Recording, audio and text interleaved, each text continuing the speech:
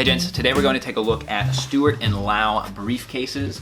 This is a heavily requested brand on the channel. I'm excited to take a look.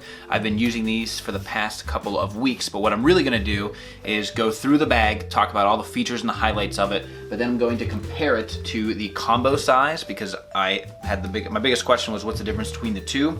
And there's a couple of things that apply to both of them. I will cover those, but this bag has been highly recommended as the Wirecutter's top overall pick for briefcases, which to me is the gold standard. After having this bag for the past few weeks, I can absolutely see why, so we'll dive into that and then we'll do the combination comparison at the end. I'll also put a link down below if you want to check them out and pick one up that supports the channel. So let's dive into the Stuart & Lau briefcase and why it is a great value. So we have the standard briefcase coming in at $295 and we have the combo coming in at $335, and if I'm going to choose between the two, the combo is going to win, but we'll talk about that. On both briefcases, what you get, and you can see it right off the bat here, is this beautiful nylon waterproof lining, which makes the bag pretty light.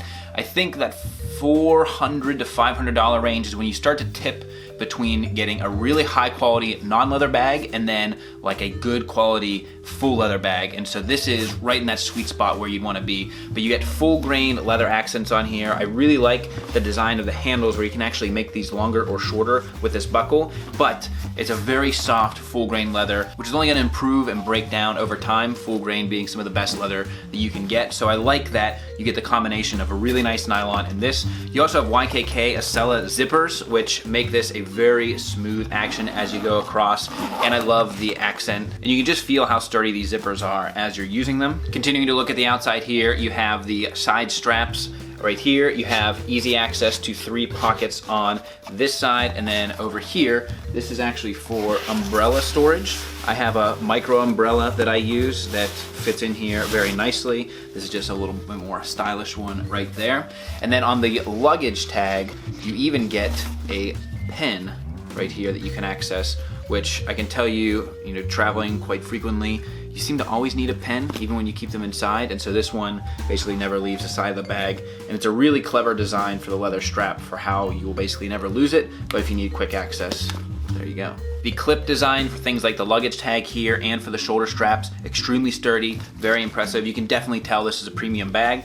You get a magnetic access pocket right on the outside here, and then also a zipper pocket at the top with a microfiber lining. This is going to be perfect for smartphones. There's actually a microfiber lining, so it kind of wipes the screen. I also keep my sunglasses in here, which is really nice. You also have metal studs on the bottom, which makes me feel a little bit better about not having this thing directly on an airport floor or other place. And then inside, whether you're looking at the combo or the standard size, you get plenty of storage space. On the combo here, both of them will fit a 15-inch laptop, and you have a padded sleeve right here, and then in the combo you actually have 2 with a ton of organization. So let's talk about the difference between the two. On the inside of both bags as well, there's a very clever magnetic zipper for keys. So if you have keys that you don't want to carry in your pocket or put around, this little tag magnetically attaches to the inside so you have quick access. I really like that. I have a couple of bags where they have like a key ring so you can keep things in there, but this thing comes out very easily, goes in, so that's pretty cool. So when you're looking between the two bags, you have the briefcase, which comes in empty at 2.5 pounds, and then you have the combo size, which comes in empty at 3.5 pounds. So slight difference between the two. The thickness is actually not that drastic. So here's a shot showing the bottom of them. They both look pretty similar from the bottom. The big thing that you get in the difference between the two is of course the 2 zipper compartments on the combo. On the inside of the standard, you basically have your padded laptop sleeve, and you have a couple of organization compartments right here, and then you have 3 on this side. So you do get a nice cavern of space, but the organization leaves a little bit to be desired.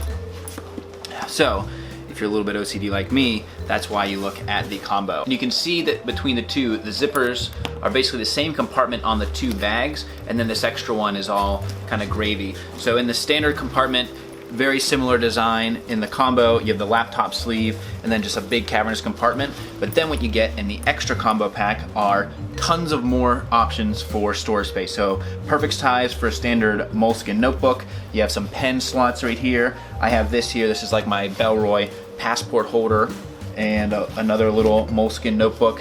2 more storage compartments here, then a whole nother compartment with storage space. And what I like about this larger storage compartment is that you also have this fabric that holds this together, so it's pretty expandable, but it's also reinforced. So I'm not really worried about, opening this up and having it rip.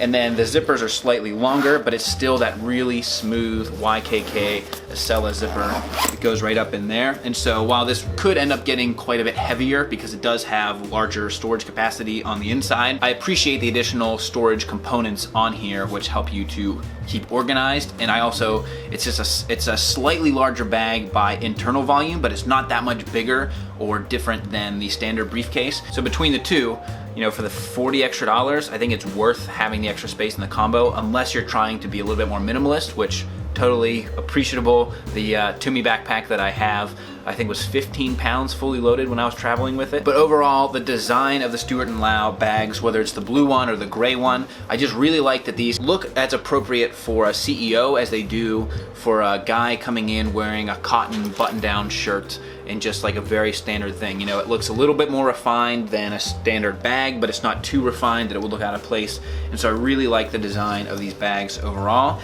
And also the waterproof nylon reminds me a lot of my Tumi bag. That's one of the things I love about Tumi's products. They have that ballistic nylon that's just really durable, but also water resistant. And so Stuart & Lau bags, I've been very impressed in the past few weeks, and I wanted to answer the main question that I had about these, which is why choose between the two, and I hope that really helps. What I love is that this bag feels like it was made by people who love bags, and there's also no overt branding. I'm always curious when I see something with like a big Kenneth Cole Reaction logo on the outside. And even Tumi stuff is pretty subtly designed, but having the only logo on here really be that Stuart & Lau on the luggage tag, I really appreciate that. So if you have any questions about Stuart & Lau, I'm happy to answer. Got the bags right here. As always, I'll be down in the comments. You can also reach out at _Kavalier on Twitter and Instagram. Again, links down below so you can check them out. And until next time, gents, this is the Kavalier.